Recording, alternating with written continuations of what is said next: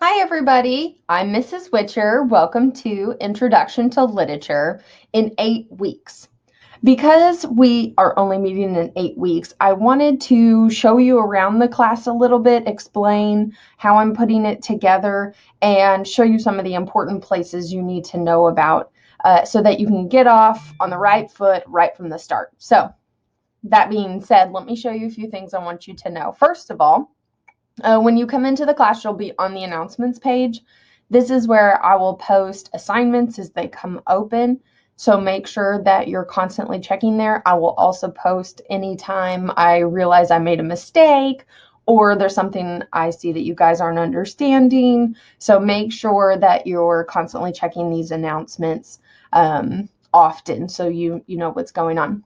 But besides that, a couple of other things I want to show you. Under staff information is where you'll find my contact information. So I have put my cell phone number in here for you guys since we're online. Feel free to call or text me, but please do it during normal business hours. I have small children. I go to bed early. So please make sure that you are courteous. Also, if you text me, which is perfectly acceptable, make sure you tell me who you are so that I know to whom I am speaking, and that you're in my online 109 class. That will help me be able to answer your questions. All right, so there's just a little bit about me, including my email address. You're always welcome to email me. I usually respond pretty quickly to emails because I have it synced to my phone. So either one of those, feel free to text or call me, or feel free to email. All right. Attendance, I will enter weekly. In order to be counted in attendance, you need to be participating in the discussion board, doing your quizzes, things like that. So if you don't, just logging in is not enough. You actually have to participate in the class to be considered in attendance. All right. Under course information, there are a few things that I want to draw your attention to that are very, very important. The first one is I've included the syllabus. This is where you'll find my grading policies, where to find important elements of the class. So make sure you take a look at that. But the most important thing I've included here is the schedule. You really need to print this. It's very important that you know what you need to do every week because we are moving very, very quickly. So I've tried to make this very clear. I put it into tables. I also have a print, just regular Word version. So, make sure you're following that schedule is very, very important. Also, some of our Crowder policies are also here. So take a look at those. Two of the most important tabs over here, though, are assignments. This is where everything is taking place. All of your quizzes will be here. All of the stories that are not included in the textbook will be here. So once you log in and you check the announcements, the next thing you need to do is go to assignments. You can see I have these done by week. So, and yours will look a little bit different because this is the teacher side of things. Yours will look a little different than mine. But you can see they're divided by weeks. So each week is its own folder. I try to be very organized and very clear about my expectations for each week. So if there's something you have a question about, let me know.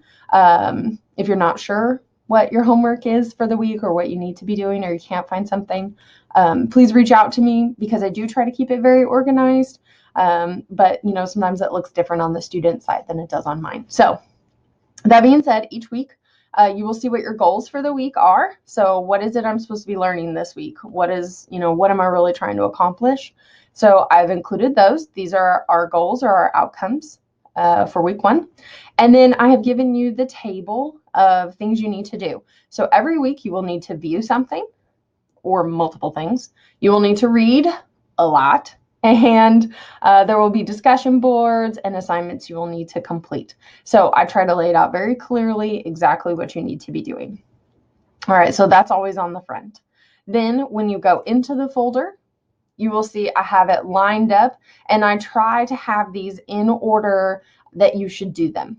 All right, so they're not just all thrown in there, they're put in there in order. So start from the top, work your way down. So you can see for week 1, we're going to start talking about the literary analysis paper. And you're probably thinking, what, a paper? This is week 1. Yeah, it is, but we have 2 papers we have to complete for this class. One is the short story analysis paper, and one is a novel analysis paper. And what I'm concerned about with an 8-week class is that's not a lot of time to produce those papers. So we are going to jump into talking about literary analysis in week 1. All right, now your paper's not due in week 1, but I want to teach you the skill of literary analysis in week 1 because A, it will make your discussion board posts better because it's teaching you to think on a much deeper level than you probably have about literature before, but also so that you understand what those papers need to be like so you can go ahead and get started on them. So the first paper is a short story analysis paper, and you can see the deadlines are in your schedule. Okay, so you'll find those in there. But once you think you're ready to get started, you need to pick a short story you want to analyze, decide what you're going to analyze about that story, and then you will write me a paper. So I've included here a Prezi on writing the paper, what I'm looking for, things like that. And I have the handout, I have it 2 different ways, so you can look at it either way. Okay, so these first 3 files here are just about writing the literary analysis paper. So again, you'll start with a short story, but then the second one is a novel, which means you have like 6 weeks to read a novel. Okay, and you're like, okay, that's great. What novels am I supposed to read? Well, I will, and I just realized it's not actually in here yet.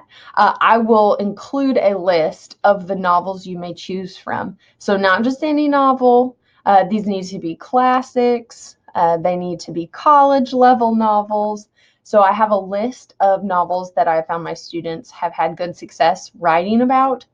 So that's why I've chosen those, and I've edited and adjusted that list over the years. So I will include the list of novels you may choose from. I strongly suggest you go ahead and go get that book and get started on it. So that's kind of a side project you need to be working on over the next couple of weeks while we're also doing all of the other stuff that we're doing, because that will come faster than you think it will. So anyway, these first 3 are all about the literary analysis papers, the 2 papers you have to write. Now, that's on top of all the other coursework that we will do, so keep that in mind. Literary theories, I'm introducing you to some of the basic literary theories because these are really, really great to use to write your literary analysis paper. So you could take a particular story, apply a theory to it, and write the paper based on that particular theory. That's actually what we're going to practice doing in our week 1 discussion board with our 2 stories we're going to read. So in week 1, we're going to read A Rose for Emily and A&P, and the discussion board post is asking you to apply one of those literary theories to one of these stories so that you can kind of get an idea of what that might look like. Then you could do the same thing as a whole paper. We're just going to do it as a short paragraph, but you could do it as a way to write your paper. So all that being said, hopefully that makes sense. 2 papers, one over a short story, one over a novel. It is not summary. You're not writing me a summary paper. You're writing me an analysis paper. So make sure you understand the difference between those. All right. The other thing we're going to talk about in week 1 is fiction and plot. So what is fiction? What are the basic elements of plot? These should all be review terms. You should have heard all of these in high school. So I'm not going to spend a whole lot of time on that. The other thing I've included here in week 1 are your key terms for fiction. So this is just a list of terms. You will see these terms on the fiction test. Okay, so that's, my job is not just to give you a bunch of stories to read. My job is to teach you literary elements, how to apply those to a story, how to talk about a story using those elements. So this is the terms we're going to cover. You could almost use this like a study guide. And then as you go over your Prezis each week, just write in the definitions. Then if you print this out, then you can just write in all the definitions of the terms will be in the Prezis. And then you'll have a really great study guide to use for the fiction test. So keep that in mind. All right, so there's a lot of things going on in week 1.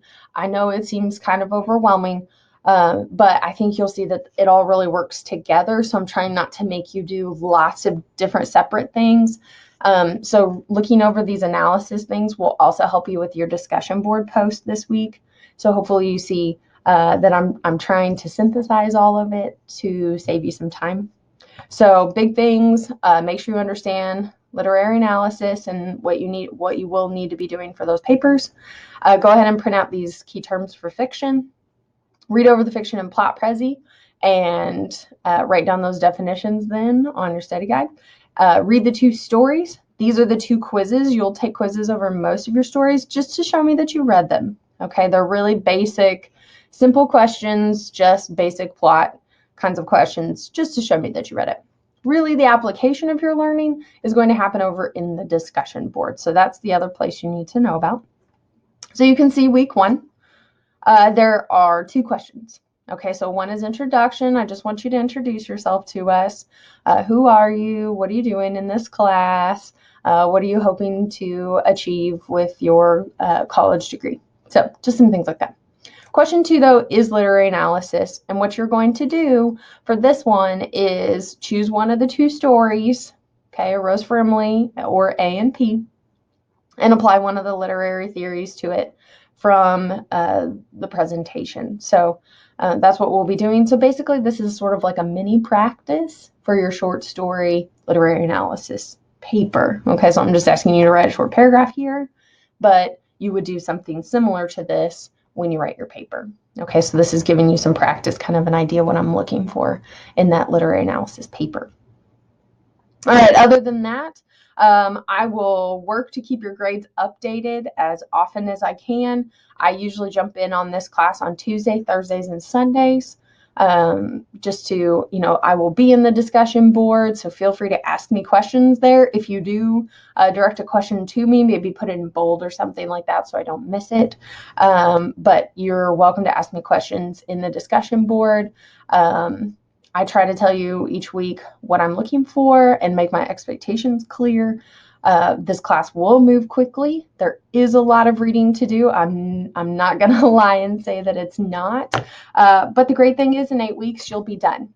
If you have any trouble while you're working, technology-wise, or you're just uncertain about something I've asked you to do, please reach out to me.